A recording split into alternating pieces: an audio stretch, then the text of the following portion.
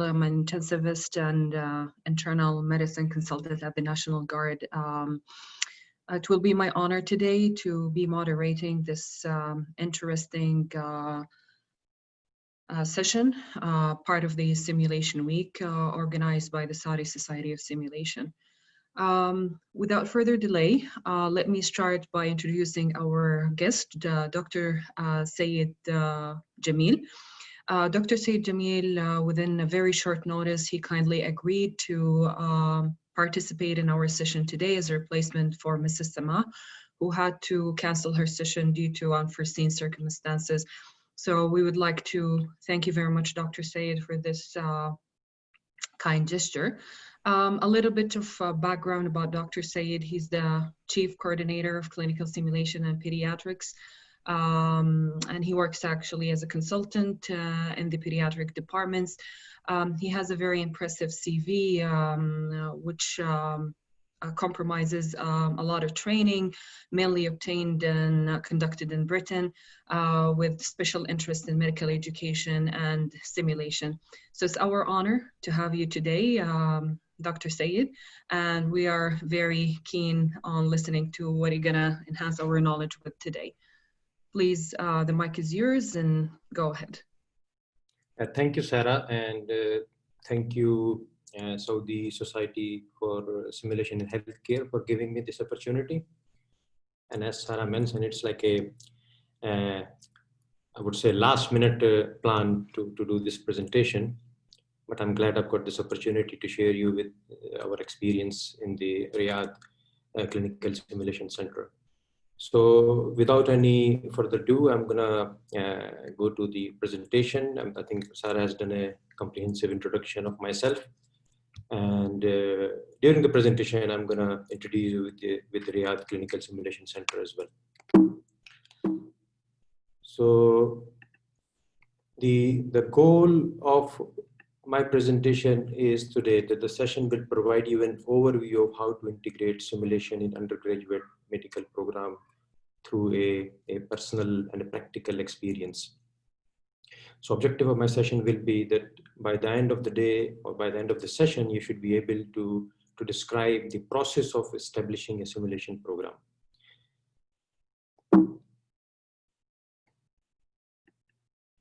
Now, I'm going to focus most of my talk on this slide. So I want your attention on this slide, please, because that's what keep going to come in the corner of each slide. I'm going to take you through with the simulation program development with these 8 key steps, which I kind of taken from the medical education literature, simulation literature, and perhaps the project management literature. Especially, I'm very impressed with the Cotter's ideas in terms of the change management and the project development. So we're going to start with these 8 steps in the next whatever 40 minutes we have. Then we'll have some time for the inshallah for the questions as well. And I'm going to ask Mariam to please control your security. I think people are starting to scribble on the slides, so you need to go to the security and stop intonation for the audience. Otherwise, people can make a mess in the Zoom. Okay, so I'm going to go for the first step, which is the need analysis. And I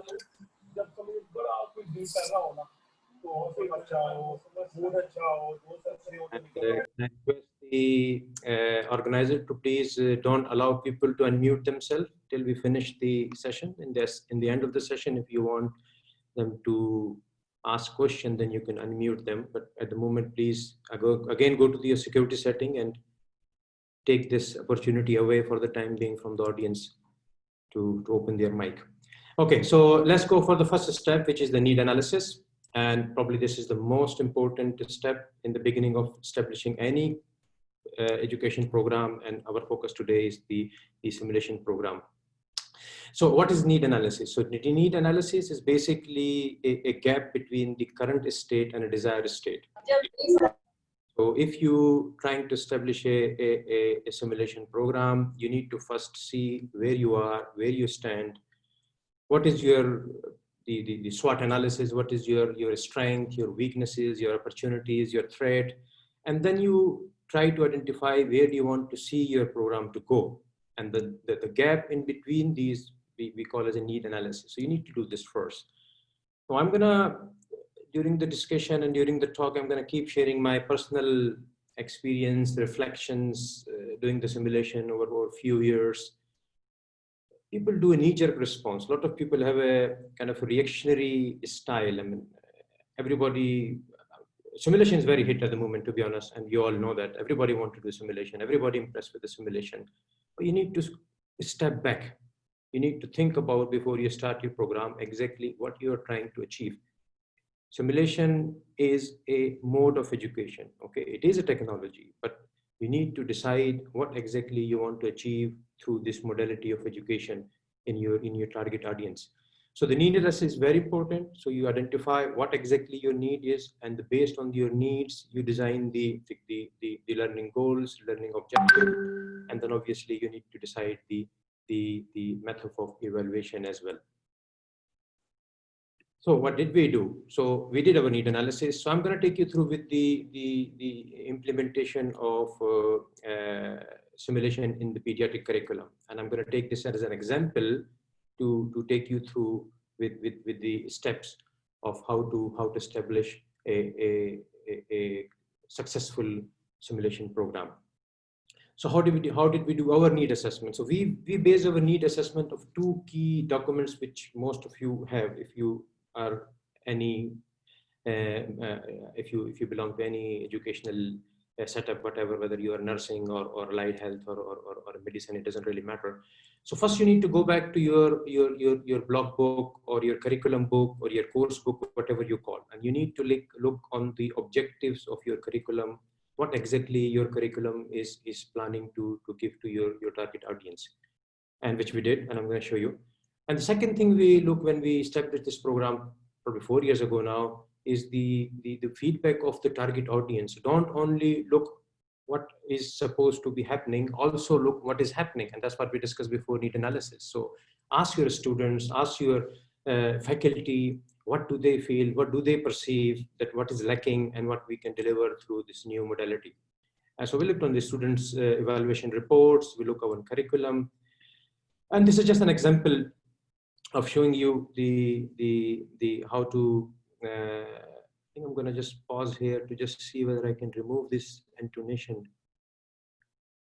I don't know how. Anyway, let's leave it as it is because I don't know who did this. Okay, so as you could see, the emergency medicine, pediatric emergency objectives were our main focus when we established our program.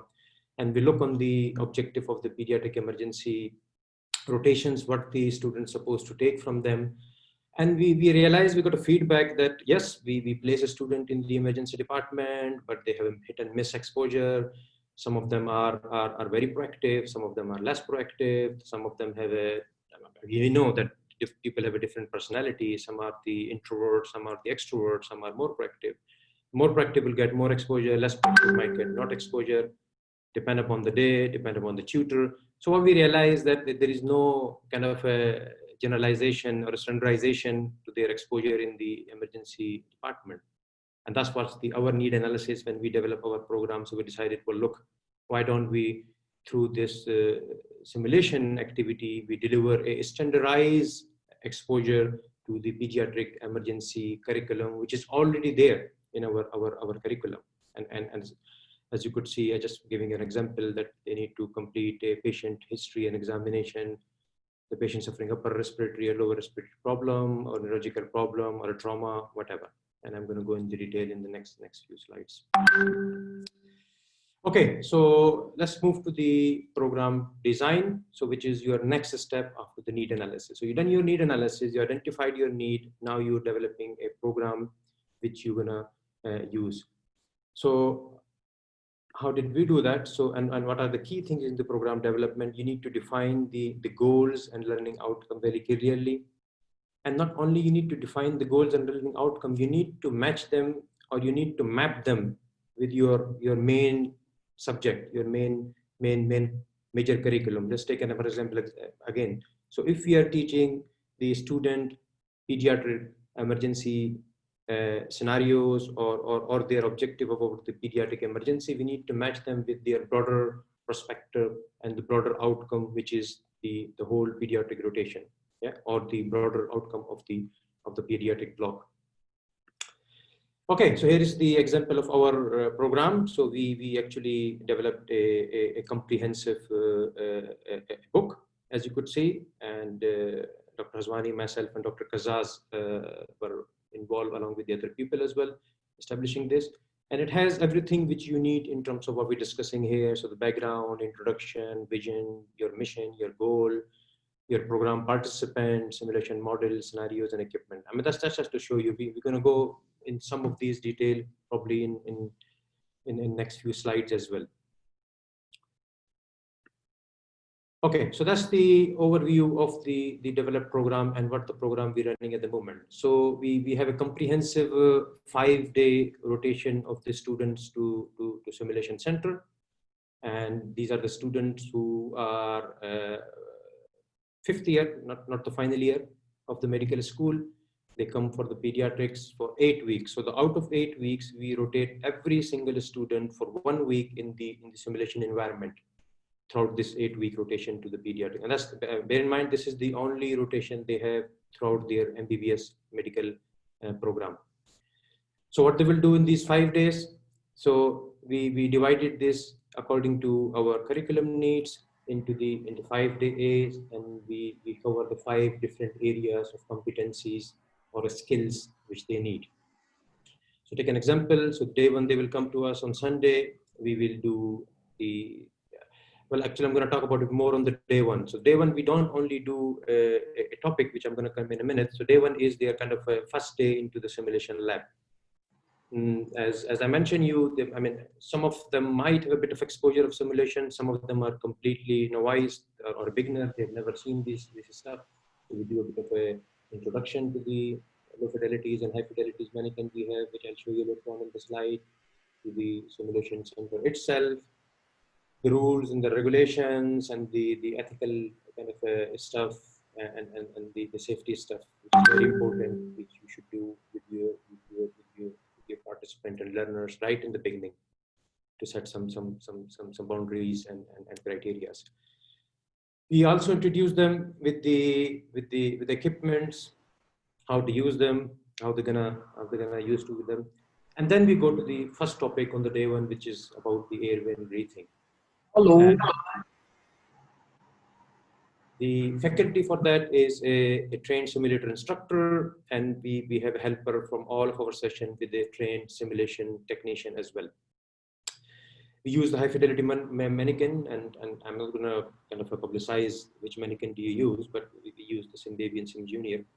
And similarly, the second day, we will do the cardiovascular. Third day, we'll do the neurological assessment. And the fourth day, which is the Wednesday, we do a bit of a unique program, which is a program in a program itself, which is a workshop based on the simulation role play, teaching the students the communication skills, which we have developed parallel, and now we integrate it to the whole simulation week, where the student get exposed to very well-trained SPs, and they actually do scenarios with the SPs face to face. Along with some basic understanding and learning of the communication skills.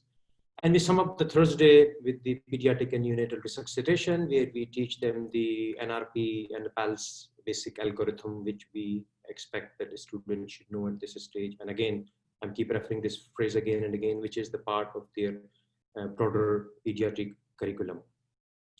So that's kind of a layout of the program which we are running. And I'm going to just underpin how do we reach to this program and how did we develop that. So far I'm going to catch you again, those who joined us late. So we did a need analysis, we designed a program, and now I'm going to take you through with the step 3, which is the curriculum and the scenario development.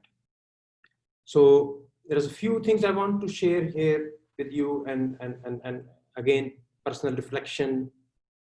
Do not try to invent a wheel. Now, simulation is a very close community. When I forgot to mention this to you, how close and how jointly network we are. And I only came to know Sarah, believe me, 3 days ago. And here we are. She invited me last night to do this session. So that's how close the simulation community is. So there are available standardized framework and proformas. Okay, so try to speak to one of your colleague, one of the other, the sim center, or one of the other faculty in the simulation center. Use their proforma. Yes, build up your own scenario, but you can by all means invent your own wheel. But if the things are available, why do you waste your time? Just adopt from somebody. So yes, so use a standardized framework and proforma.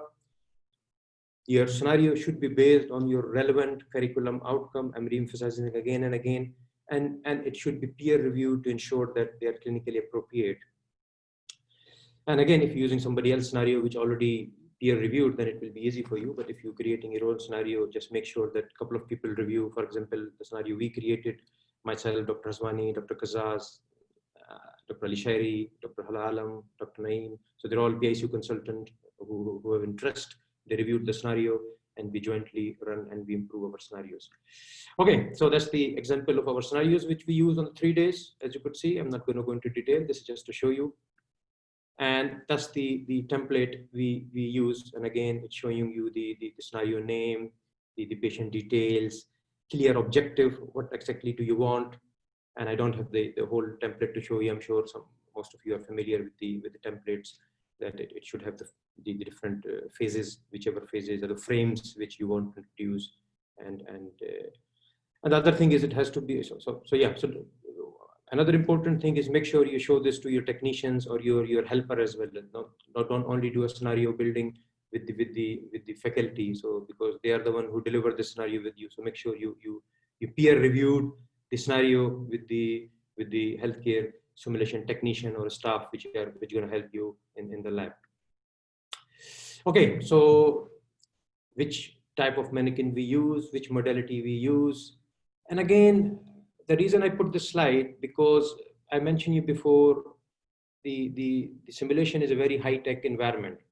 There's a lot of new products are coming every month or whatever, there's a multiple product. I'm not highlighting or supporting any particular type of modalities here. Now you need to choose modality according to your need. Do not get impressed with the modality itself and get excited and overwhelmed that I'm going to use this for every kind of session, every type of session. I remember we had a sim host few months ago here in Saudi Arabia, and I remember Dr. Hani's presentation about the different simulation centers across the country. So, and that's why this presentation is very important. You need to do the steps right. If you start purchasing the high fidelity mannequin first, the very high expensive stuff first, without going through with the previous step, you might struggle. You might don't know how to use them. You might waste the resources. So you need to do the need analysis, your program development, your curriculum development first before you, and then you choose, well, look, now I need to do this, which widget. For example, take an example here for the NRP and the basic life. You don't need a high fidelity. You just need a basic BLS or PALS mannequin. Use that. That will be more appropriate. Yes, for the student, for the other, you can use the high fidelity as well. So the message is choose the right fidelity appropriately according to your target audience and your curriculum need. Okay, so we're moving from the need analysis, program design, curriculum design, and scenario design to the resource management. Now that's very important step, and that lead to the previous statement I gave you before as well. So here you need to identify the location, your equipment, and your faculty as well. And I think equipment I talked a little bit before. So do not think that before you start a simulation center or a simulation program, you need to have a whatever 5 high fidelity mannequin or blah blah blah. You need to identify what you're trying to develop. I would personally say, even if you have a simple BNS mannequin, you can start, believe me or not, and then build up your need, and then build up your equipment, whatever you need. Similarly, for the location, we have seen a failure across the country. People have built huge, big simulation centers, and they were unable to use them.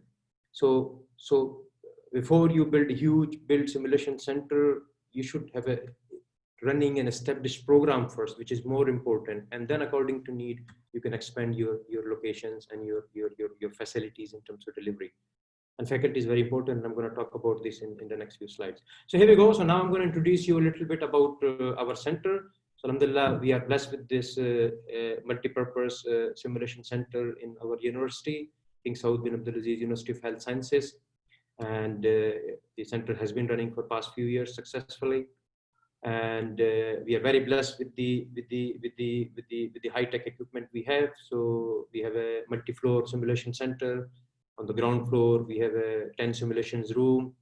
We have 3 control rooms, 1 debriefing room, and as you could see, their division. You have 2 urgent care room, 4 general surgical rooms, virtual reality rooms, trauma rooms, and debriefing rooms. This is just the ground floor I'm taking you through. And the first floor is more purpose-built. So we have the intensive care units, 8, which is the pediatric and adult and neonates and etc. And then we have some sort of a common wards, again, pediatric, orthosurgery, medicine, and we have an obstetric ward, and again, we have a debriefing room. We have all different kind of mannequins and equipments, and we use them accordingly as per need. And I mentioned it before, sometimes we use a low fidelity if we required, and sometimes we use the high fidelity if we required. And we have a different mannequins, and I'm not going to go through with detail. This is just to show you. And I'm going to re-emphasize again here. I'm not impressing you with the stuff we have. I'm re-emphasizing you again and again. If you want to start a simulation program, you can start a simulation program with a simple basic equipment, with a simple basic mannequin, and then you should build up according to your needs. And then you can purchase whatever equipment is your need, and rather than trying to get impressed with us and trying to kind of purchase all of these mannequin first, and then you struggle how to use them, and then some of them might get not used. And here's the interfaces we use, the purpose-built interfaces in terms of the B-line and the OSCE centers and the simulation room. And again, when you do your need analysis and well, actually, when you go through with what I'm talking to you today, you will realize that you will be more hands-on in terms of your needs and in terms of your requirement. And one thing I'm going to mention, for example, we have very good B-line structure established here in our center. But there's one thing I personally don't like. I mean, some of my colleagues might not bother about it, but I personally very bother about it, is the prompt kind of a technique which we use. So in the UK, when we used to do the simulation, we used to have a kind of a helper, a nurse, a technician, a person, whoever, along with the learners as your prompt, with a headphone in the ears, and or a Bluetooth in the ears. And as a control room person, I will communicate with this person and give a prompt to the learners, which is like a more, I would say, the realistic prompt if the learners are struggling, or you want to divert the learners' attention in a high fidelity modality. But as you could see, unfortunately, what we have is a speaker. I mean, a speaker is not a realistic prompt. You can't loud speak from the control room to tell your learner what to do next. But that's not the reality which you are trying to create in high fidelity. So the reason I'm giving you the example that even we are learning from our own experience. So and we are in the process of purchasing this equipment or integrating this equipment. So what I'm trying to say is, if you do the whole process, then you need what exactly your needs are. Okay. So let's move to the 5th step, which is the faculty development. So let me recap again. So we talked about the need analysis, we talked about the program design, we talked about the curriculum scenarios design, we talked about the resource management in terms of the facility, the equipment, and the third important and the most important resource, which I put as a second category here, is the faculty development, which is very important. So you need to develop your own committed faculty. They all have to be in the same pace. They all have to understand the curriculum, the scenario, the style you want to deliver. So there will be a standardization. Otherwise it will not be easy. So what I'm trying to highlight here is, as you could see from these little captions here. So we've been doing the simulation curriculum assessment workshop for the faculty for past 3-4 years every year to develop our own faculty committed faculty who should be trained in terms of the educational principle behind the simulation, and they should go through with all the steps of the designing and using and creating the scenarios and running the sessions and etc. etc. And here's the example of the one of the picture of our faculty. You could see myself, Dr. Hazwani, and other staff in the simulation room, which I will acknowledge in the end of my presentation. Do we have any burning question, Dr. Sarah? We're going to take the questions in the end. I mean, what do you think? I think it's better to defer the question to the end. We'll keep going, so we address all the questions together. Sure. So let's go to the next step, which I put here as the piloting the scenario. Now, piloting is very important. Before you do actual run, you need to do a dry run. You need to make sure that you test your scenario before you actually use on the actual learner. How do you test it? You could test on the volunteer students. You could test on your own faculty. Do yourself. One of you could be participant, and one of you could be tutor or whatever way. But that's very important, because that will tell you what are the gaps in your scenarios in terms of the learners, and so then you can improve. And even if you run your scenario after the pilot, you might still learn from your first few sessions. You know, the audience will give you the feedback in terms of the things they like or things they don't like. Because as I said, like us, even the students get very excited. As soon as you bring them to the simulation lab and all these equipment, they get very excited. I mean, I still remember when we first did our session, and we brought the student to the high fidelity mannequins and all this airway stuff, and they were so focused, believe me, on the intubation. And they were just telling us, please give us this laryngoscope and teach us how to put this tube down in the mouth. And we were telling, look, this is not your learning objective. Forget about the laryngoscope, forget about the tube. You are finally a medical student. You need to learn how to hold the airway, how to do the head lift and chin lift and jaw thrust and the mask sizing. So that's what you're learning out there, rather than learning to intubate on your first day of simulation exposure.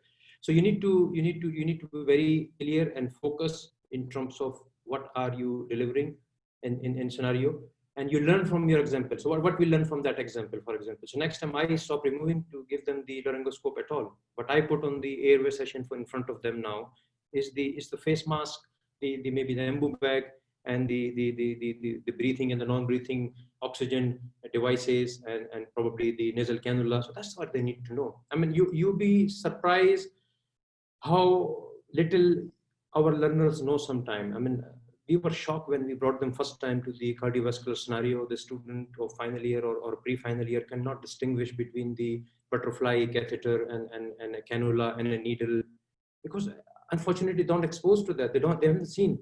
And we were glad that we're bringing them to the simulation lab. At least they can see these equipments, they can see these simple basic things, and they can learn how to use them. Okay, so let me take you through with the actual example of our scenario. So how do we do that? So we have a 2-hour session. We get maximum 10 students. We try not to get more than that, because we try them to have a good hands-on practical exposure. Simulation is a hands-on, believe me or not. Simulation is not a lecture.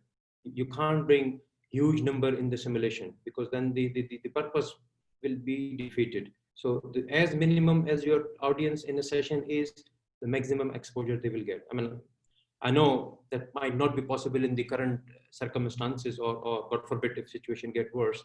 And a lot of you, including Sarah, is working on the virtual delivery of the simulation, which is a compromise. But in ideal world, it should be a smaller group with a more hands-on focus.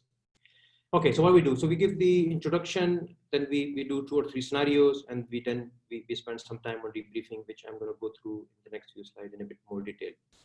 Now, again, we learn from our experience that the orientation and briefing is very important. I mean, that might not be much important in the higher learner. If you're teaching a resident or fellows or whatever, for example, PICU fellows, you might not need to do too much orientation and debriefing. But we realize that if your learners are beginners or novice, you need to spend some time here. Otherwise, they will struggle if you take them straight away to the very, very higher level of knowledge. So what we do, we obviously introduce the learners about the environment, which I've mentioned you before.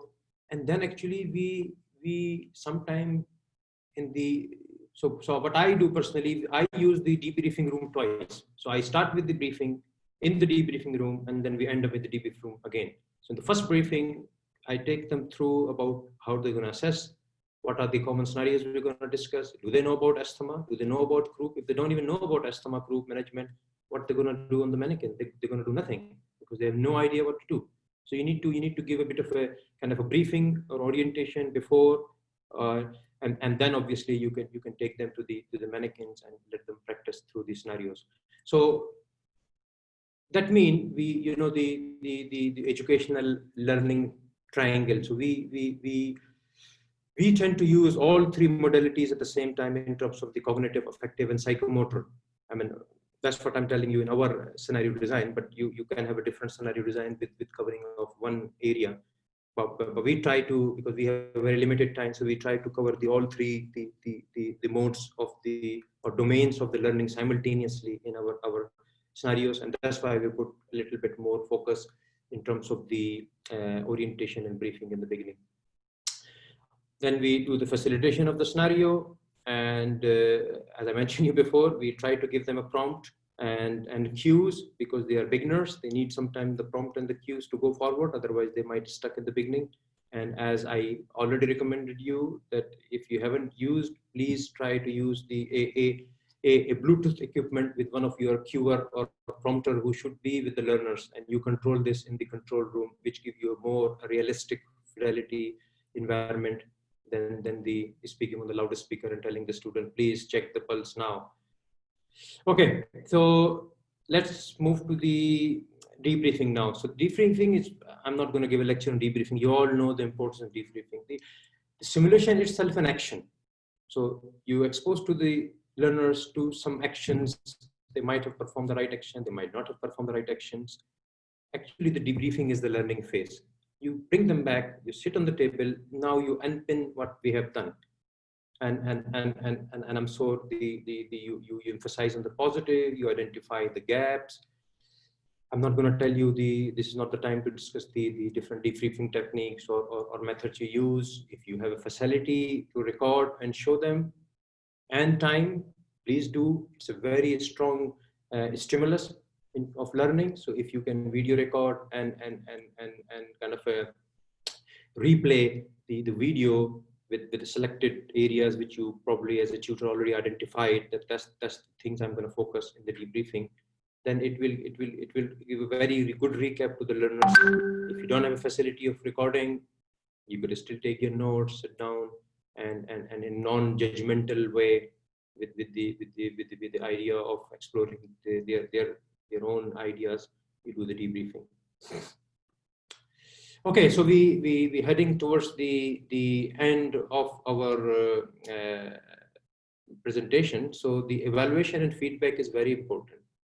Believe me, this is very important in terms of the improving your quality, improving the quality of your program. So always ask the learners to give you feedback. Try to keep it simple. Don't make it cumbersome. If you make it very long, cumbersome, it will be very difficult for learners, because what happens when they finish the session, everybody want to rush and go. They don't care about this piece of paper which you give them. So try to keep the feedback very simple. I personally advocate of comments rather than numbers, because to me numbers does not make any sense, and people give the number most of the time randomly. But the real written comments are the one which you should focus, which will help you to improve your program or the weaknesses of your program. So we did similarly ourselves as well. And it should be critical and must be conducted routinely. And I think we talked about this already, to be honest. We use the Likert scale and free text both, and I told you the Likert scale is good in terms of giving the number, but free text is even more better than only the Likert scale in terms of the feedback.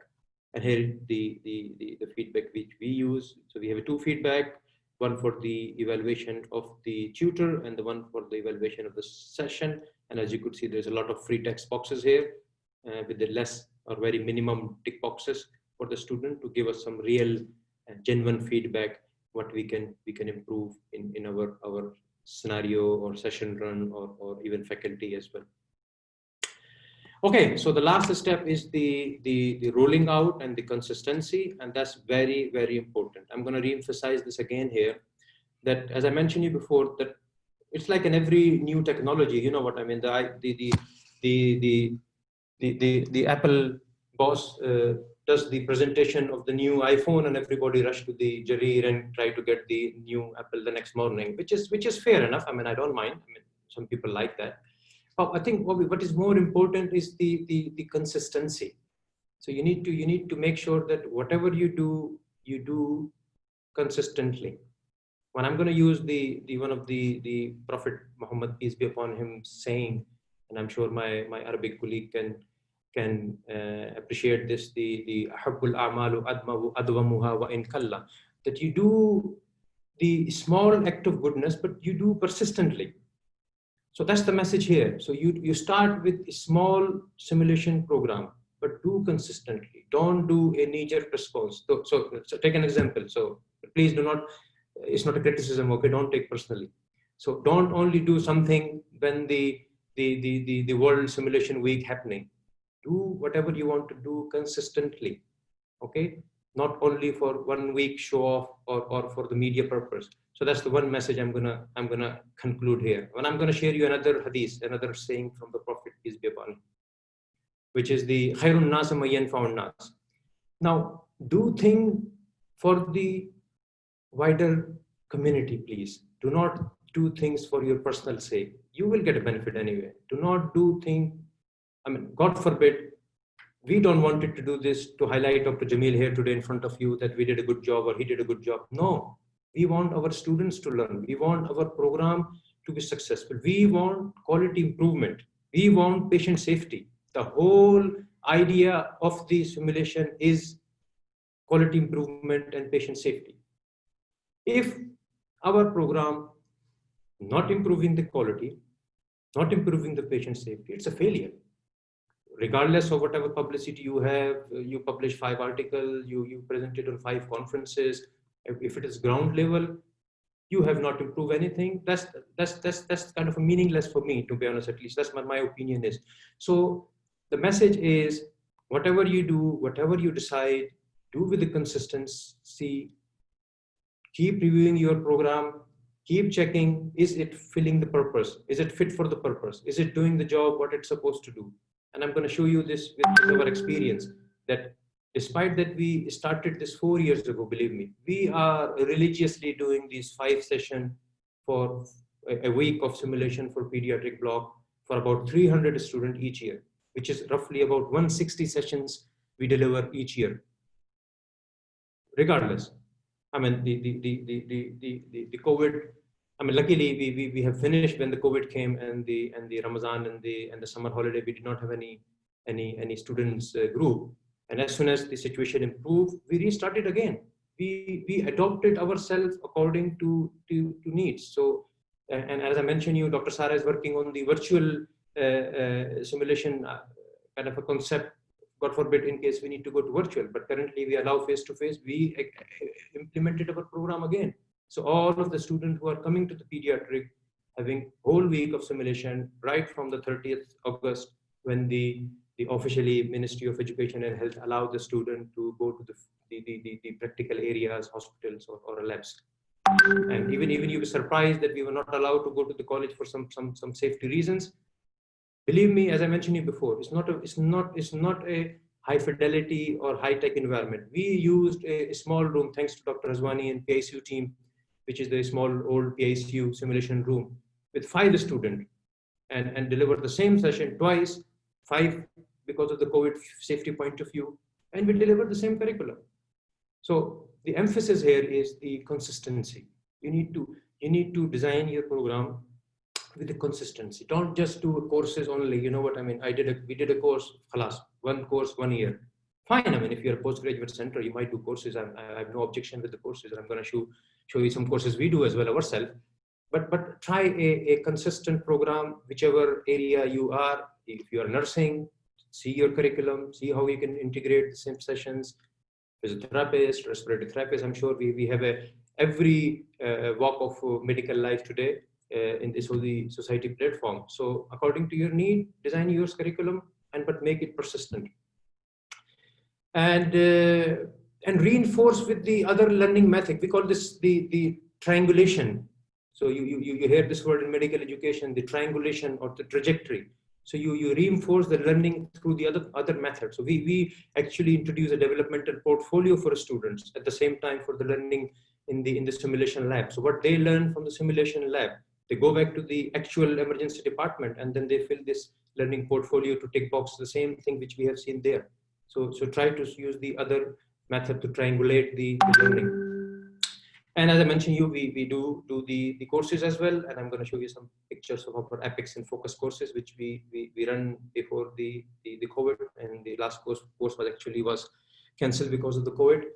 And I'm going to show you the multi-purpose simulation lab we have just established in the King Abdullah Specialized Children's Hospital with Tariq Hazwani and group. So there we are. So that's the photo of our last epic course, and you could recognize some faces here. Deepa and Tariq Hazwani is here in the middle, and our simulation staff as well. And that's our last focused lab. So the Apex is focused on more higher pediatric learning, the PICU kind of team, and the focus is the basic pediatric course, which is kind of attracting anyone who want to know the simulation and based on the pediatric experiences. And here is so what I'm trying to say, we haven't stopped, so we keep moving. So we still have the undergraduate simulation center, which actually we use for postgraduate as well. So the previous two courses I've shown you, we conducted on the Riyadh Simulation Center, but now we have a multidisciplinary or multi-purpose lab here in hospital, which we use for multidisciplinary simulation learning along with the nurses and other allied health professionals in our King Abdullah Specialized Children's Hospital. So I think that's what I'm supposed to talk today. So I'm gonna just summarize my presentation, and then we have 10-15 minutes to take some questions and some time for you to join the next session if you wish to. So what I've gone through with you with some more personal and practical experience, how to establish a simulation program. Today, I introduce you this 8-step strategy, which started with the need analysis, program design, curriculum development, resource identification and management, faculty development, piloting and running of scenarios, then evaluation and rolling out and consistency as well. And the summary is a successful simulation program can be established if we follow recommended standardized step and have a dedicated team. And I'm going to end my presentation with our dedicated team. I cannot finish my presentation thanking our Dean, Dr. Ahmed Amar Ramayan, who continuously supported us for this. Dr. Khalid Rabia, Dr. Waqasweri, our 2 associate dean for the male and female colleges. I mentioned Dr. Hazwani's name a few times, my colleague, who's backbone for our simulation programs, Dr. Yasir Kazzaz, Dr. Hala Alam, Dr. Naeem Chaudhary, Dr. Ali Al-Shari, all of them who teach with us. And the reason I want to put their name here, they consistently teaching with us the whole year. It's very hard to do the 5 session every single day. I have to thank our teaching staff, Yazid, Annalise, Victoria, Noof. I'm sure they might be here in the audience today. Engineer Ahmed, who who is the background person for all the technology and making sure the equipment working, and Saleh Naif, our clinical skill specialist. So I'm going to stop my presentation here, and thank you very much for listening, and I'm happy to take some questions. Thank you.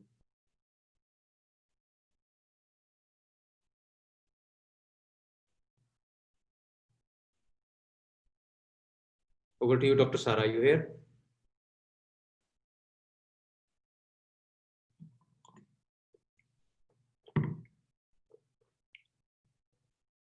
Mariam, Dr. Sara, are you here?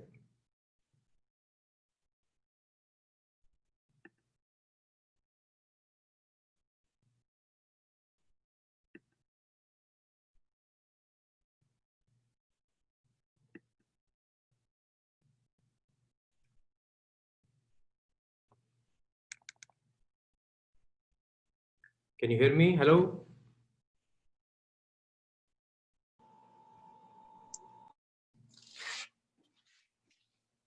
I'm happy to take any question, to be honest. You can unmute your Yeah, mic. sorry, Dr. Syed, I apologize. I was just waiting for the unmute from the host. Oh, okay. I just got unmuted. Thank you very much for this amazing lecture. Honestly, you came across a great framework for everyone to start and implement their simulation curriculum. It was fortified with this great example of what you have done in the pediatrics, and we really appreciate the great practical pearls that you have provided.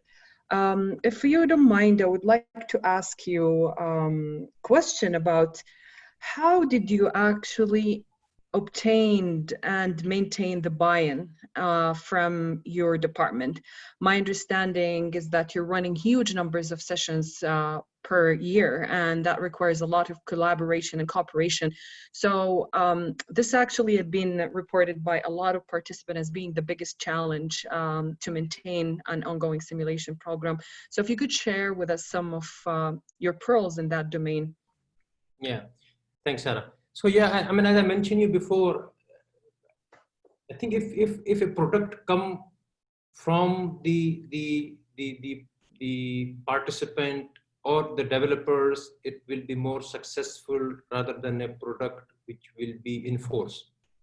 So what I'm trying to say here, so when we established our program, we had our faculty on board right in the beginning. So I still remember Dr. Sherry was our chief coordinator at that time. I was a coordinator. We were sitting in his office and we were discussing that the problem with the ER rotations and how can we ameliorate the problems and how can we improve situations. So we involve our faculty right from the day one. So they felt this is their own program. And that's the reason for success. They still happily teach. So my message to the audience will be involve your faculty right from the designing mode rather than design everything or force them to do something which does not comes from them. So I think that's probably one of my message will be. And the second will be a flexibility. So we have a very nice team among self. If one is not available, the other will pitch in. The other is not available, the third will pitch in. So have a little bit of flexibility among the team as well in terms of the timing, in terms of the locations, in terms of I mean, I have to say here, and I have to appreciate the female college as well. So there was a time when we cannot use our main simulation center. We have used the skill lab in the female college. So flexibility is important. The gelling of the team and the binding of the team is very important. And they have to have this is as their own mission, their own program, rather than implementing or forcing them to do something. Amazing, Dr. Syed. Our last question for today, so we could actually join our next speaker, is the question that we had about have you actually implemented any changes to your sessions so far in the context of COVID era? And if none, is there any anticipated changes? Especially now we're talking about probably reducing the numbers of candidates in each session. If this is actually becomes an issue, what kind of troubleshooting you would suggest in that regard? Yeah, so I briefly mentioned the first troubleshooting we already did. We divided the group to 5. So our standard group is 10, although it become a little bit more kind of labor intensive. And but somehow so far we manage. So first of all, my recommendation, follow your infection control guidelines. Do not break your infection control guideline at any cost. Okay, if you have a big simulation room where you can easily accommodate 10 participants, you're allowed to do it. If your room is not big enough, then you should not. So we had the same challenge at the beginning. We have a small room, so we reduce the participant. We reduce the participant to 5, and even as you understand, not all 5 has to come on the bedside. You could divide. So it depends upon the facility. So if you have a B-Link available, some of them can watch the live recording from the next door. So this is the one way if you want to bring them face to face. If you do not want to bring them face to face, and that's probably Sarah, you can answer this better than me, then you could divide the group into 2, and we have successfully managed this again in our center, and Sarah is a lead for that. And in some of the adult block in the neurology, we managed to do a epilepsy scenario very successfully. where we only invited a very few students to perform, and we live connected the rest of the student through our learning platform, Blackboard, at homes or wherever, and they can join. So you can still create a learning environment because they can still participate in debriefing. I told you before, debriefing is the learning mode. The actual scenario run is a task delivery. So as soon as you, and that's where a lot of people struggle. So if you used to spend whole time only on the task delivery, then you might struggle. If you know the importance of the debriefing and you have a very organized debriefing, then you could use the virtual platform. So actual performance, smaller time, a smaller number, debriefing, pre-briefing, discussion virtually along with the larger audience. So that's the two things we have adopted, and we are still working. Especially, I mean, the next week we have a communication workshop, which we're not going to do face-to-face at all. So we're going to do complete virtual. So we're going to try this pilot next coming week to see whether the student can virtually have a real communication interface or not. So this is our pilot next week, and we are hopeful it will be successful. Sarah, you can say something as well if you want to add. Totally agree with you. I think reiterating the concept you just mentioned is being flexible and being creative, especially in this, I would say, exceptional circumstances where you don't have a lot of available established curriculums and modifications. So the flexibility and creation is the key. Adding some point is actually repurposing and rethinking some particular simulation sessions and choosing wisely which are the ones that absolutely need to be conducted, and repurposing or redesigning the others to meet the new criteria and recommendation. As Dr. Syed mentioned, we've chosen the communication skills, for example, as a potential modifiable session from the bedside physical presence based simulation session to a virtual one. So kind of working around your objectives again and try to modify to accommodate because we understand sometimes even dividing the sessions cumbersome, as you know, you are doubling everything. So finding other means is the way to go. So thank you again, Dr. Syed. From reading the comments and the attendant number, we have over 80 attendance. No CME hours. That speaks to the actually how great this presentation was, how informative and how practical it is. It was our honor to have you, and we would like to thank everyone who was around for their attendance. Jum'ah, after prayer immediately. And we highly encourage you to register for the next session, which is again a practical curriculum integration lecture. We have posted up the link on the chat, so don't hesitate to join us. And thank you very much all. Thank you again, and Dr. Syed. Thank you, Sarah, and thank you, Saudi Society, for inviting me, and everyone. Thank you very much. Thank you all.